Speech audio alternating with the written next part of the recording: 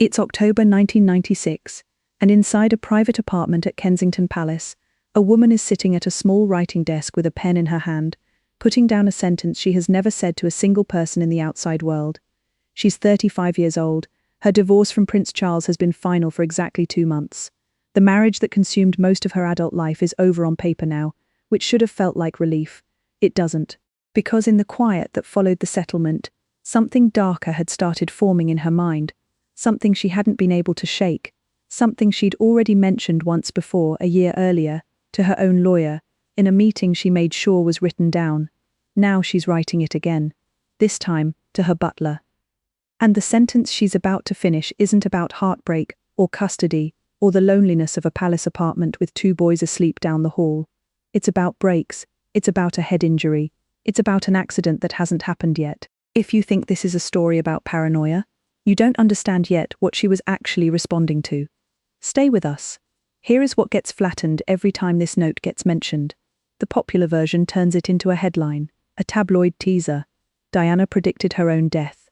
It gets repeated in that shorthand until it sounds almost supernatural, as if she simply had a premonition one day and wrote it down, the way people sometimes claim to dream about a plane crash the night before boarding one. That version isn't wrong exactly. It's just incomplete in a way that matters enormously. Because this wasn't a single strange feeling that arrived out of nowhere and got scribbled onto a page. It was the second time in under 2 years that she had put the exact same specific fear into a fixed documented form, once to a solicitor and once to the man who managed her private household. 2 separate moments, 2 separate people. The same 3 details almost word for word, both times, an accident, brake failure, a serious head injury. That's not a premonition. That's a woman who believed something specific enough to describe it twice, in writing, to 2 different people she trusted, over a year apart. Now here's where the tension actually starts, and it starts a full year before the note most people know about. In October of 1995, Diana sat down for a closed-door meeting with her personal lawyer, a man named Victor Mishkon, along with her private secretary.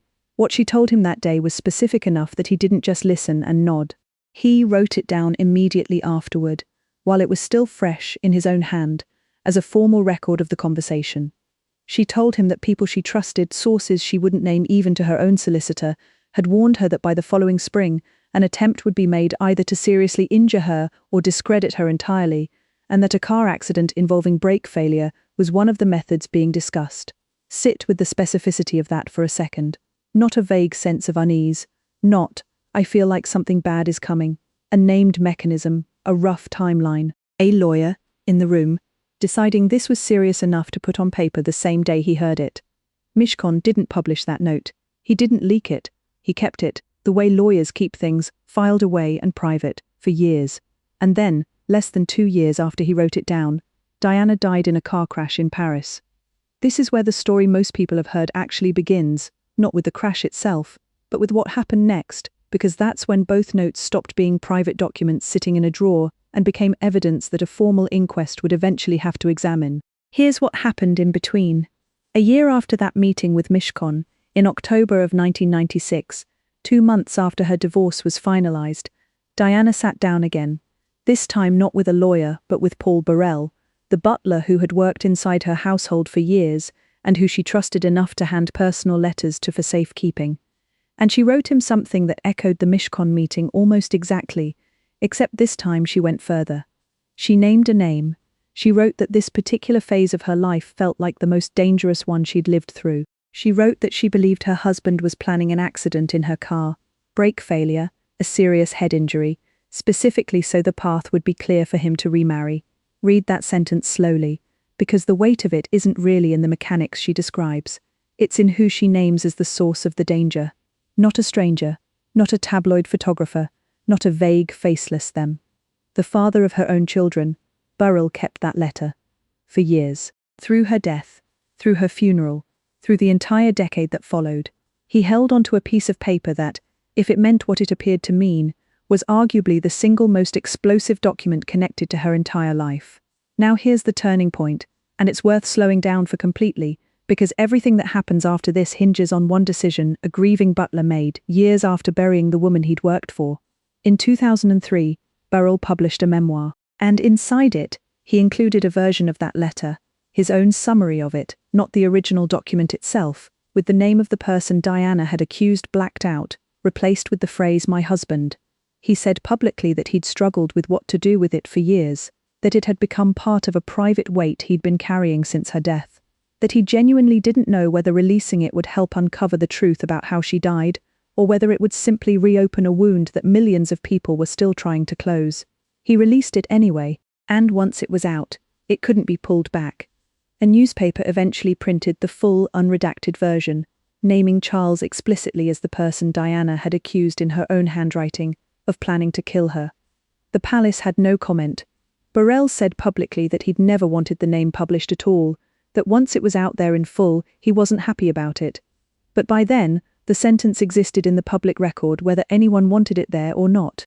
This is the part of the story that deserves real weight before we go any further, because it's easy to treat this as scandal and rush past what it actually reveals about the woman who wrote it. She wasn't a person prone to hysteria. Everyone who worked closely with her, her private secretary, her lawyer, the royal protection officers who spent years reading her moods for a living, described her as someone capable of extraordinary composure under real pressure. This was a woman who had sat across from Camilla Parker Bowles at a party years earlier and delivered the truth calmly enough to unsettle a room. This was not someone who scared easily or who manufactured fear for attention. And yet, twice, over the better part of 2 years, she sat down and put the same specific, mechanical fear into writing to 2 different people whose only job connecting them was that she trusted them both completely. That has to mean something. The question the rest of this story has to sit with honestly is, what? Here's where it gets complicated, and where the story stops being simple in either direction.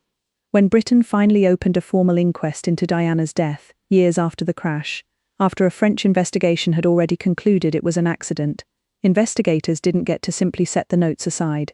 They had to take them seriously enough to examine them directly, because a coroner's job is to rule out exactly this kind of possibility before closing the book on how someone died. Lord Stevens, the former police commissioner who led the broader investigation into her death, later said his team followed up specifically on the Mishkon letter, that it caused him real concern, and that he personally interviewed Mishkon on multiple occasions about it before Mishkon died. And here's the detail that complicates the story in a direction most retellings leave out entirely. Mishkon himself, near the end of his life, told investigators he had come to believe Diana had been paranoid at the time, and that he hadn't held much weight in what she'd told him even as he wrote it down. Think about the strangeness sitting inside that. The lawyer who cared enough to formally document her fear in writing, on the spot. In 1995, the same lawyer, a decade later, quietly doubting whether the fear had ever been grounded in anything real at all.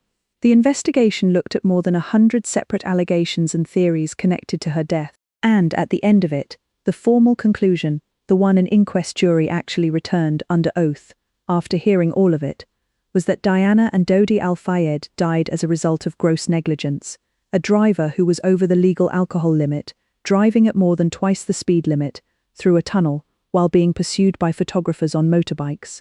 Not a conspiracy, not an assassination, a catastrophic, entirely human chain of recklessness. So where does that leave the note? Here's the honest answer, and it's the one that actually respects both the woman who wrote it and the facts that came after her. The note doesn't prove a plot existed. The official investigations that actually had access to evidence, forensics, and years of testimony did not find one. But the note proves something else. Something quieter and in some ways more haunting than a conspiracy would have been. It proves that in the final year of her life, Diana genuinely believed she was in danger from the very institution and marriage she had spent over a decade inside of. Whether that belief was accurate or not, it was real to her. Real enough to write down. Real enough to write down twice. And that's the piece of this story that almost never gets its proper weight, because it gets buried under the sensational version. The version that treats the note as either definitive proof of murder or dismisses it entirely as a paranoid woman's overactive imagination.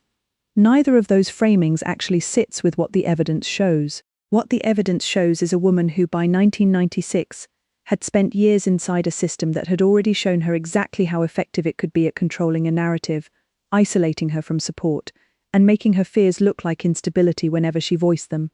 She had already lived through a decade of being told, by implication, if not directly, that her responses to her own life were the problem rather than the circumstances producing them. So when something in her told her that this specific phase, freshly divorced, increasingly public about her independence, increasingly difficult for the institution to fully control, was the most dangerous one yet, she didn't have anywhere safe to take that feeling except a lawyer's office and a trusted butler's hands. That's not paranoia by itself. That's a person doing the only thing available to her, creating a written record in case something happened, with the people she trusted most to eventually make sure someone looked at it. Here's the climax of this story, and it isn't a crash. It's a decision made twice, years apart, by the same woman, in two different rooms.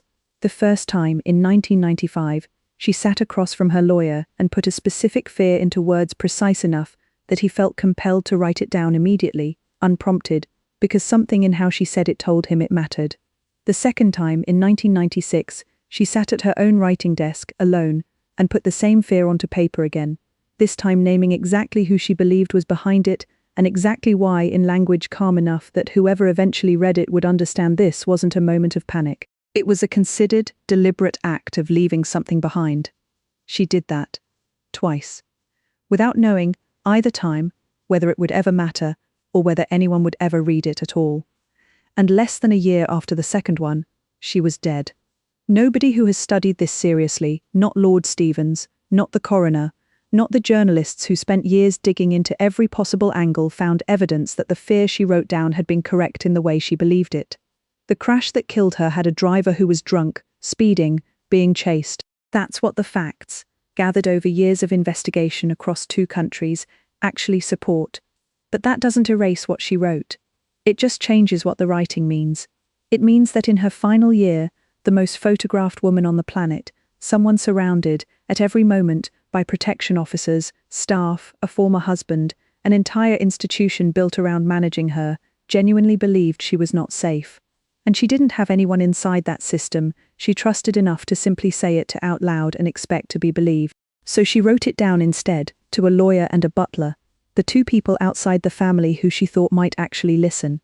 That's the real story sitting underneath the tabloid version. Not a woman who predicted her own murder. A woman who had learned over years inside an institution that specialized in managing difficult truths quietly, that the only way to make sure a fear survived her was to put it in writing and hand it to someone who wouldn't lose it. She was right about that much, at least. The notes survived. They ended up in a courtroom. They ended up in this video, decades later, still being turned over by people trying to understand what she actually knew and what she actually feared in the year before she died. Whatever the truth of the plot she believed in, the fear itself was never invented for effect. It was written down twice, calmly, by a woman who had every reason, by that point in her life, to no longer trust the people whose job it was to keep her safe, and who made sure, either way, that someone would eventually have to read what she'd left behind. If this mattered to you, if it changed how you think about those two quiet, deliberate letters the next time you hear them mentioned, hit the like button before you go. It helps more people find the real story underneath the headline, and that story deserves better than the shorthand it usually gets. Subscribe if you haven't, because there's more of this to uncover, and we're going to keep telling it through what was actually documented, not the version that's easiest to repeat. We'll be here for the next one.